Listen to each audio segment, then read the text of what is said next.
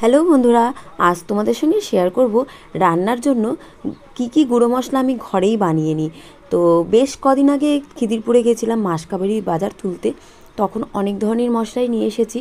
আর বিরিয়ানির জন্য গোটা মশলা আর ধনে এগুলো কিন্তু রাখাই ছিল, এগুলো আর আনিনি। আর এখন আমি কড়ার মধ্যে গোটা জিরে, গোলমরিচ, তারপরে ধনে আর বিরিয়ানির গোটা মশলা সব হালকা করে ভেজে নিলাম।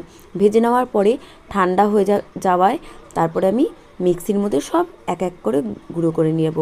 এইগুলো কিন্তু কিনে আনাও যায়, কিন্তু আমি বাড়িতেই জিরের গুঁড়ো, গোলমরিচ গুঁড়ো, এটা বিরিয়ানি মশলা আর এটা ধনের গুঁড়ো। এইটা কিন্তু অনেক ধরনের মশলা দিয়ে বানানো, প্রায় 10 থেকে 12টা মশলা আছে এর মধ্যে। ছেলের জন্য ভাত বেড়ে দিলাম। এই যে ডাল, ঘন করে ডাল করেছি, মুসুরের ডাল, সয়াবিন ছোট ছোট দানা দিয়ে, আর এই যে ফুলকপি আলু ভাজা। তো ছেলে খেয়ে নিক।